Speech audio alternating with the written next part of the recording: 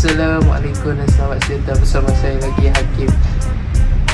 Hari ini saya menjemput rakan-rakan saya pada podcast kali ini yang bernama Adam, Amir dan Arif. Jadi macam mana puasa hari ni? Okey. Okey. Walaupun perut tu bunyi bubur. Duk bunyi. Okey. Hari ni kita puasa yang berapa? Yang kelima kan? Kelima. Okey. Yang kelima tapi Adam nampak macam tak Hari. sabar dah nak ayat. Siap-siap dah siap lah. Okey. Nampak macam ada beras bernasi. Takkan aku makan beras ke nasi. Yang tu lapar tak sempat nak masak. Okey. Okey. So apa topik kita hari ni, Hakim? Okey, hari ni satu topik iaitu communication. Saya nak cerita tentang communication. Saya ada rakan-rakan saya. So communication ni ialah satu alat komunikasi, iaitu menerima informasi dan menyampaikan informasi di antara dua pihak. Terdapat banyak channel dalam komunikasi ini, iaitu face to face seperti mana yang kita tengah buat ni, iaitu podcast. Selain itu digital online, written dari segi penulisan, body language dan gesture. Betul. So saudara Adam, Ya. yang mana lebih awak prefer untuk guna channel komunikasi? Okay lah, bagi saya yang paling saya rasa yang saya memilih iaitu face to face. Sebab face to face tu dia lebih mudah berbanding dengan digital. Sebabnya digital ni dia macam-macam je lah. Macam kena buat room, kena bagi link lah apalah kan. Nak join tu betul kena ada internet, capaian internet yang tinggi. Kalau line slow memang boleh masuk tapi sangkut lah. Gitu. Kalau untuk face to face ni dia mudah lah. Kerana kita pergi cepat tu kita dah boleh join dah untuk ceramah tu. Okey, faham. Tapi online business pun sebenarnya adalah satu communication yang terbaik. Sebab apa? Dia orang kata terbaik sebab dia menjimatkan masa lah. Dan kalau kita kata face to face kita kena nak start kereta, nak pergi satu tempat ke satu tempat kan, makan masa itu. Kalau macam online, walaupun ada masalah tertentu, tapi dia menjimatkan masa. Dia macam just create link and tekan dan boleh start. Saya setuju lah dengan pendapat Arif. Tapi kalau kita tengok dari perspektif yang lain lah kan, let's say lah, kalau ada satu business proposal kan, satu perbincangan yang penting lah kan, berjutaan-jutaan, jarang orang buat online, betul tak? Sebab face to face ni dia lebih mudah lah untuk kita berbincang apa yang perlu dibuat kan, apa yang perlu dibuat, apa yang perlu dibahaskan lah. Di situ saya dapat lihat yang online tidak boleh menyerupai face to face. Okay. So sebab tu online business ni dia kan tak okey, dia okey. Cuma dia kena guna dia untuk satu apa orang kata aktiviti yang Bersesuaian. yang bersesuaian lah kan. So kalau kata dari segi sangkut line ataupun wifi dan sebagainya, dia bergantung individu tu. Individu tu dia buat persiapan awal. Contohnya dari segi line kan, dia set up line elok-elok.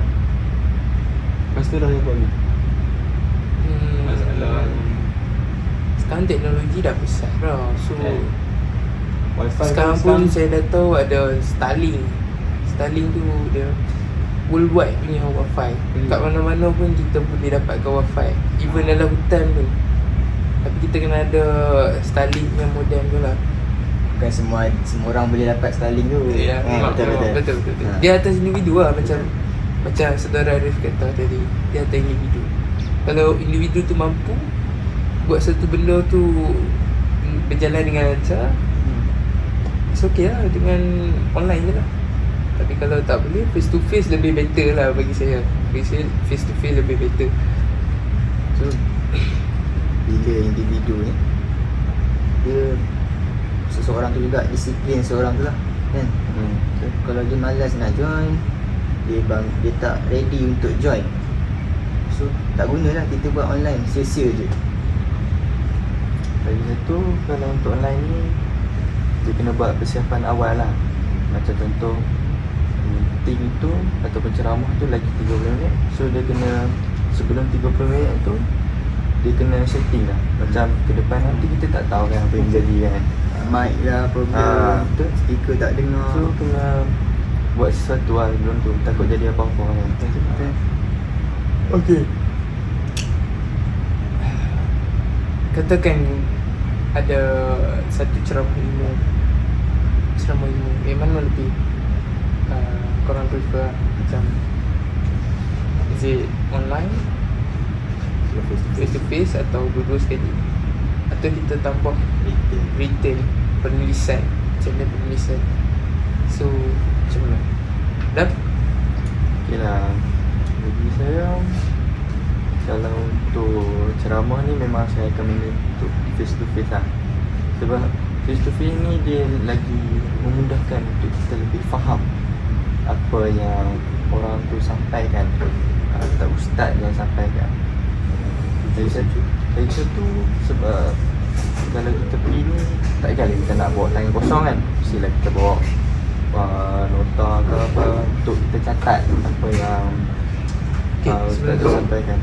Ada dua nota, digital dengan buku, mana lebih prefer? Buku lah. Sebab saya kan pilih face to face dan saya lebih tu bawa buku. Kita pun manusia, kalau kita tak catat kita akan terlupa.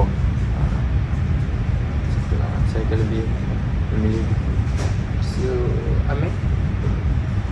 Saya setuju lah dengan Adam. Memang cara untuk kita menghafal satu benda ni dan menghayati satu benda tu memang kena tulis, barulah kita faham dan ingat. Tapi untuk sama online ni tak dikatakan juga tak boleh guna. Sebenarnya